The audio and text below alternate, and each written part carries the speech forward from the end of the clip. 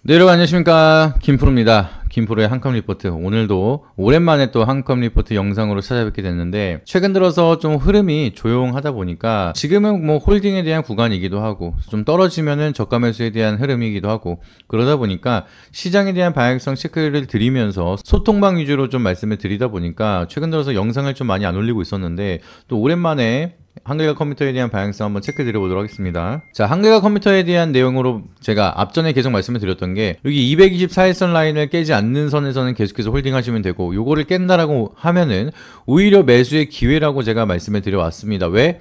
224일선을 깨면은 이걸 핸들링하는 주포도 힘든 상황이 올 수가 있기 때문에 요 구간을 버텨주면서 우리가 기다리고 있는 멀티플 재료들, 요런 것들이 하나둘씩 나오기 시작을 하면은 치고 올라간다라고 제가 말씀을 드렸습니다.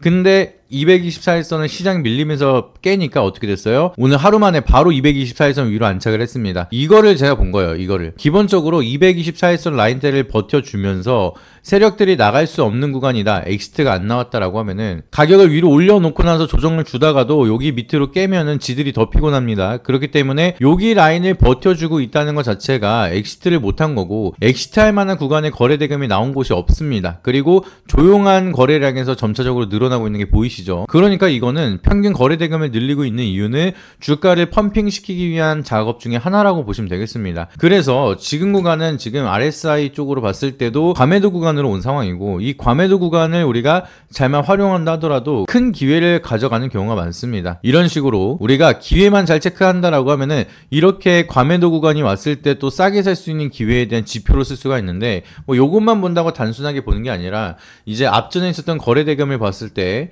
우리가 매집했던 세력이 나갈 수 있는 구간이 있냐 없냐, 이렇게 올리기만 하면서 바로 이렇게 야금야금 하락을 하면서 거래 대금이 죽어버리면은 이거는 엑시트 할 수가 없습니다. 이런 구간에서 엑시트가 아니라 여기서 한번 끌어올려 놓고 나서 횡보 주다가 거래량 빵 터트려 주면서 역대급 거래량 터트리고, 그리고 윗꼬리가 길거나 매수세보단 매도세가 강한데 거래 대금이 터졌을 때, 그때가 엑시트 구간이라고 보시면 됩니다. 아시겠죠? 그래서 엑시트가 안 나왔기 때문에 한글과 컴퓨터는 기술적인 분석 자리만 보더라도 나쁘지 않다, 상방을 기다려볼 수가 있는 구간이다, 이렇게 제가 계속 말씀을 드리는 거고, 그리고 이제 재료에 대한 모멘텀도 제가 말씀드린 거 아직 나오지도 않았습니다. 그래서 한글과 컴퓨터는 언제 본격적으로 한다 했어요? 연말과 연초 요 사이에 시세가 나오면 강하게 나오기 때문에 요럴 때 우리가 매집을 해야 된다라 말씀을 드렸습니다. 근데 유튜브 댓글창에 어떤 한 분께서 신용잔고에 대한 질문을 주셨더라고요. 신용잔고가 5%나 되는데 이거를 반대매매 터지면 큰일 난다, 요런 식으로 얘기를 남겨주셨더라고요. 그래서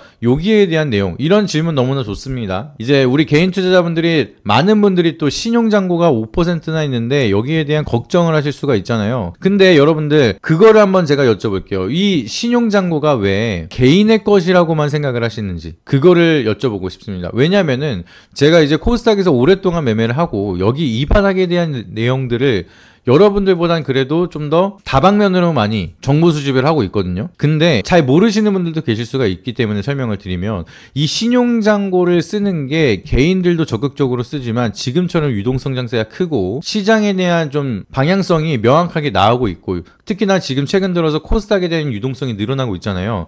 이럴 때 개인들보다 더 적극적으로 신용잔고를 쓰는 게 바로 세력입니다. 세력, 얘네들은 신용잔고를 뚫고 싶어가지고, 예를 들어서 이제 증권사별로 신용이 되는 종목들이 좀 다 다르거든요. 한글과 컴퓨터는 어지간하면 다 뚫려 있는데 또 신용잔고에 대한 증거 비율이 또 다를 수가 있습니다. 그러면은 얘네들은 레버리지를 제일 많이 써가지고 물량을 매집을 하려고 일부러 이제 잘 안 쓰는, 흔히 말하는 득보 증권사 같은 데 있잖아요. 이제 개인 투자자들은 거의 안 쓰는 그런 증권사한테 고객 예탁금을 크게 맡겨놓고, 예를 들면 뭐 100억 정도를 맡겨놓고 나서 우리가 이거 신용 레버리지까지 써서 하고 싶은데 이거 신용 좀 뚫어줘라, 이제 종목 좀 뚫어줘라, 이런 식으로 해서 다른 계좌에서는 신용이 안 되는데도 신용이 뚫리는 그런 경우도 있어요. 그런 식으로 해서 증권사 뚫어가지고 신용으로 레버리지까지 땡겨서 매집한 다음에 뭔가 하는 애들도 있습니다. 근데 증권사 입장에서는 이제 고객 유치가 안 되다 보니까 여기에 대한 매매 수수료도 중요하지만 신용에 대한 수수료까지도 메리트가 굉장히 크기 때문에, 신용 같은 경우에는 증거금을 담보로 해서 이상하다 싶으면은 바로 그냥 반대매매 때려버리면은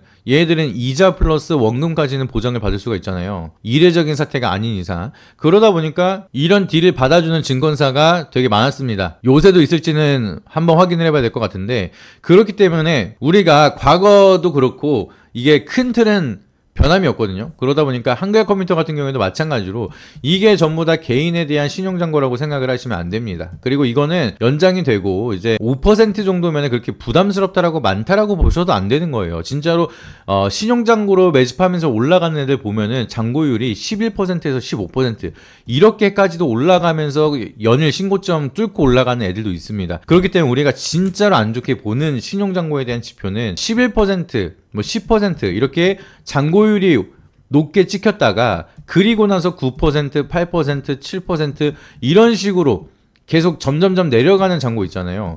이런 잔고가 여러분들 재무가 깨끗하다고 생각하시면 안 됩니다. 세력들이 매집한 거 물량을 던지고 있기 때문에 엑시트를 하고 있다라고 보는 게 맞아요. 근데 지금은 엑시트할 구간도 아니고 신용잔고가 막 그렇게 크게 올라간 것도 내려간 것도 아니기 때문에 5% 유지를 계속하고 있습니다. 지금 여기 위에서 샀을 때도 여기서 신용잔고가 이만큼 떨어졌는데도 반대매매가 안 터졌어요. 근데 여기서 반대매매가 만약에 터져서 2만원 밑으로 내려간다? 그러면 진짜 더 사도 되는 구간이지 그럴 일이 가능성이 희박하다라고 보시면 됩니다. 왜냐면은 얘네들이 세력들도 가지고 있는 게 신용으로도 물량을 가지고 있기 때문에 여기서 오히려 신용잔고가 늘어나기 시작하면 주가가 쭉 올라가기 시작을 할 거예요. 그리고 한글컴퓨터는 과거부터 신용잔고가 늘어나면서 이 레버리지로 끌어올리는 애들이 많이 붙었기 때문에 오히려 신용잔고가 지금보다 늘어나는 거를 기다리는 게 맞다라고 보시면 되겠습니다. 그래서 5%대 4%대는 뭐 반대매매를 걱정할 그건 아니에요. 그러면은 국내 코스닥장에서 누가 매매를 할 수가 있겠습니까? 그렇지 않아요? 그렇기 때문에 이 신용잔고 5%에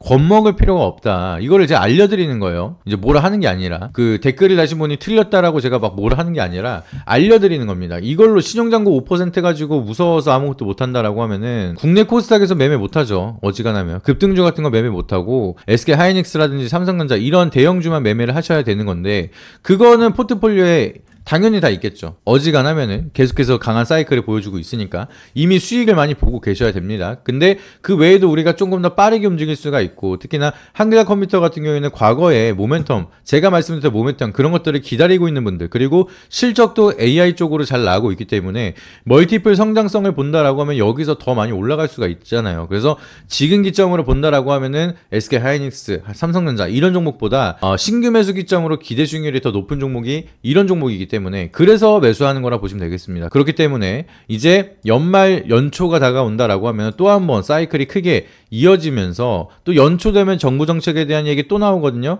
그러니까 이제 정부 정책에 대한 새로운 모멘텀들이 또 만들어질 수가 있는 구간이 연말 연초기 때문에 그때부터 소프트웨어 기업들은 좀 시세 분출하는 경우가 많습니다. 그래서 시기적으로도 갈 때가 왔고 차트적으로도 계속해서 대놓고 224일선을 버티고 있기 때문에 요 사이클이 맞물린다라고 하면은 우리가 기대하는 모멘텀이 빠르게 올 수가 있으니까 요 때를 적극적으로 활용을 하셔야 된다. 요거를 기억하시길 바라도록 하겠습니다. 아시겠죠? 그래서 한글과 컴퓨터에 대한 방향성 그리고 연말까지 기다리는데 요거 하나만 가지고 계속해서 홀딩하고 기다리실 거 아니잖아요. 그래서 저희가 계속해서 이제 영상 본문이나 여기 하단에 있는 번호를 보시면은 제 연락처가 나와 있습니다. 그래서 이 연락처를 통해서 여러분들 연락을 주시면 구독자 이벤트를 통해서 이 한글과 컴퓨터에 대한 타점도 제가 잡아드릴 거고요. 여기에 대한 리포트라든지 정보 그리고 IR 담당자랑 소통을 하면은 여기에 대한 내용들 다 설명을 드리고 있습니다. 그리고 추가적으로 여러분들이 후속 종목 어떤 종목을 매매해야 되는지 이런 것들도 저희가 무료로 여러분들에게 비용을 받는 거 없이 계속해서 수익 랠리를 이어가시라고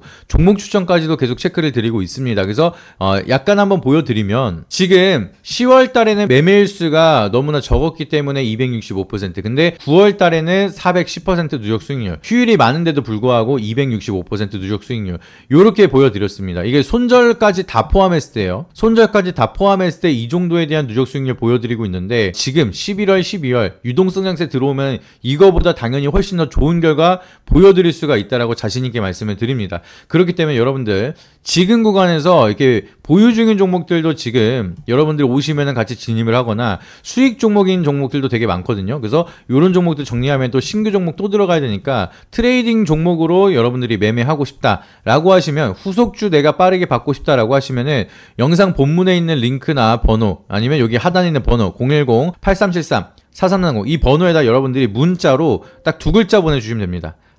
한컴이라고 문자 보내주시면 해당 채널을 보고 연락을 주신 분들이니까 여기에 대한 단기 무료 트레이딩방 소통방으로 안내를 도와드리면서 비용을 받지 않고 구독자 이벤트 참여하신 분들이니까 무료로 혜택을 드리도록 할 테니까 꼭 연락 주셔서 도움 받으시고 좋은 결과 함께 만들어 가시길 바라도록 하겠습니다. 마지막으로 구독이랑 좋아요는 필수적으로 눌러주시길 바라도록 하겠고요. 소통방까지 꼭 입장하셔야지만 좀 실시간으로 한컴에 대한 방향성 그리고 후속주까지 받아보실 수가 있으니까 보시자마자 연락 주시길 바라도록 하겠습니다. 이상입니다.